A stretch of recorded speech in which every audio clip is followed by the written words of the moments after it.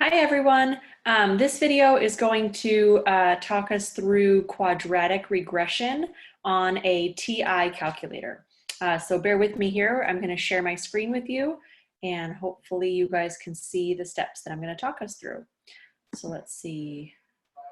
Okay, so first things first, I am going to be using a problem from our textbook. So you're welcome to pull this up on your end as well.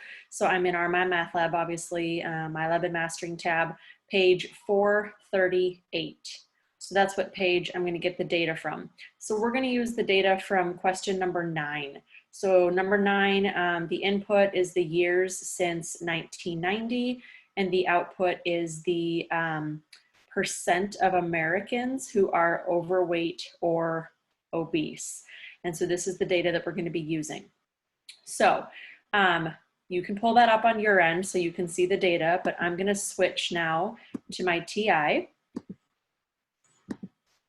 Okay, so like all regressions, you're going to start by going into STAT, S-T-A-T, and option number 1 is edit. So it's in there that you're going to put all of the input values on the left hand, the list 1, and all of the output values on the right hand, list 2. So these are all my years, list 1, and these are all my percentages. Again, I'm getting this from question 9 in your textbook, page 438. So once you have your data in there, then you go back into STAT, only this time you arrow over to where it says Calc. And then since we're here for a quadratic regression, we're going to choose number 5. So certainly depending on what regression you want, this is where you just choose whichever. So option 4 for linear, option 0 was exponential, and now we're doing quadratic, so that's option 5.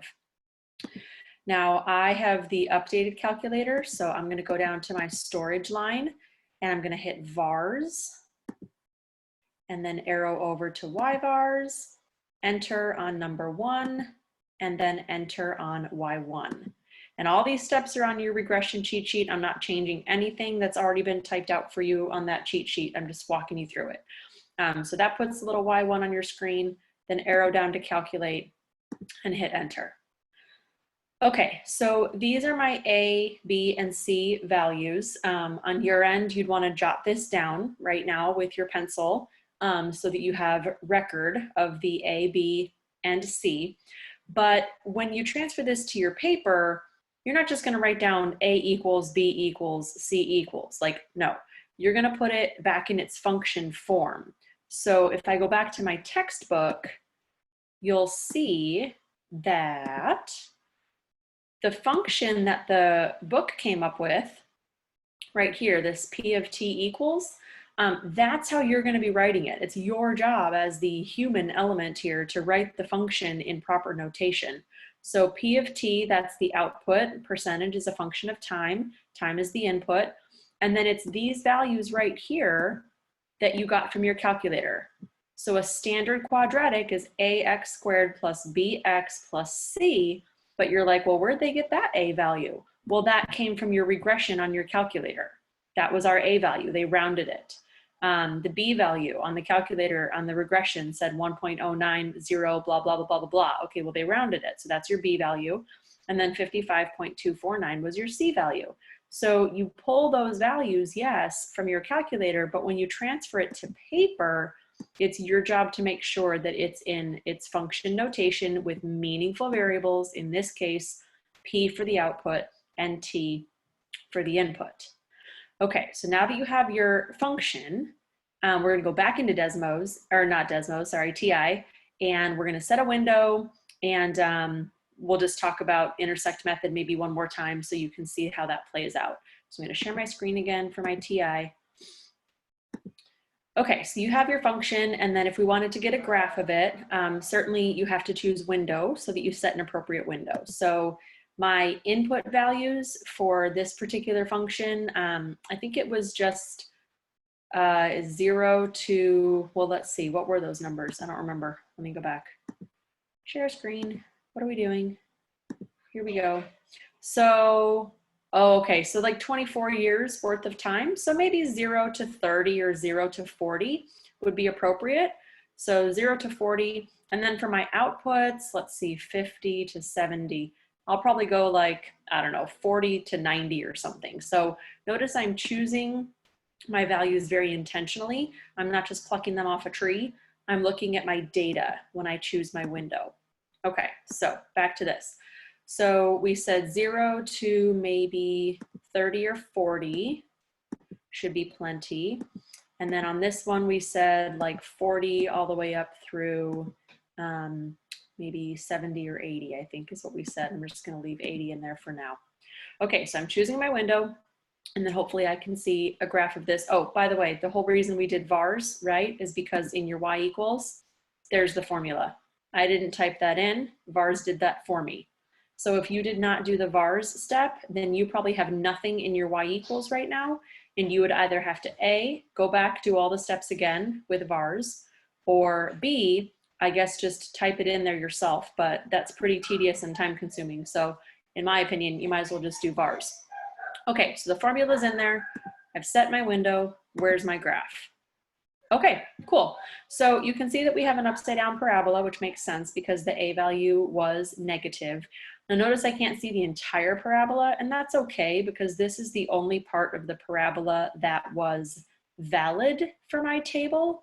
If you really wanted to see the entire parabola, you could go back and change your window to see more units of time. That way you can watch the parabola come all the way down on the other side.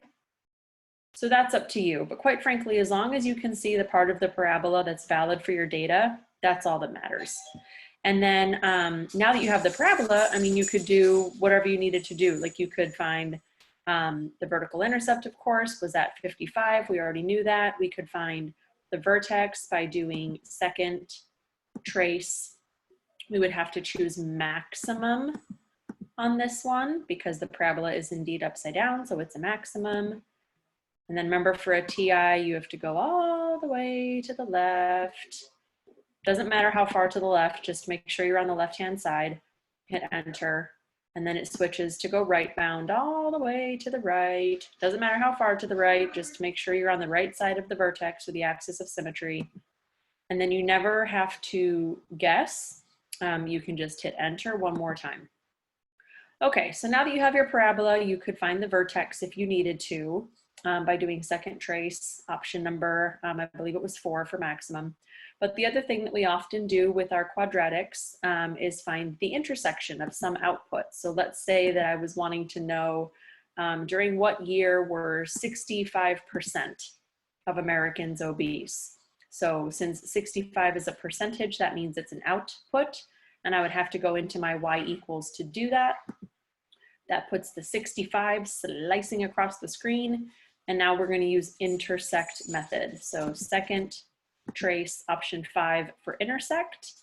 And remember, this is when you can hit enter 3 times, and that'll find one of them. So here's one of the years in year 42.88.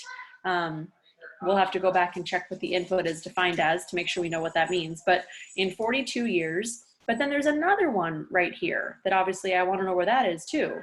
So remember, you have to go back to second trace, option number 5. Only this time, don't hit enter so quickly. Use your arrows and move to the other side. Then hit enter 3 times. There you go, 11.29. So during year, whatever that was, 46, and also during year 11, what does 46 and 11 really mean?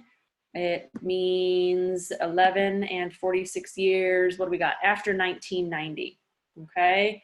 So 11 years after 1990, 46 years after 1990, that is when 65% of people would have been obese. All right, so again, main takeaway message was quadratic regression, okay? So follow those steps anytime you need a quadratic regression. And then once you have the graph, you can answer all sorts of questions about that graph, okay? All right, thanks guys, thanks for watching.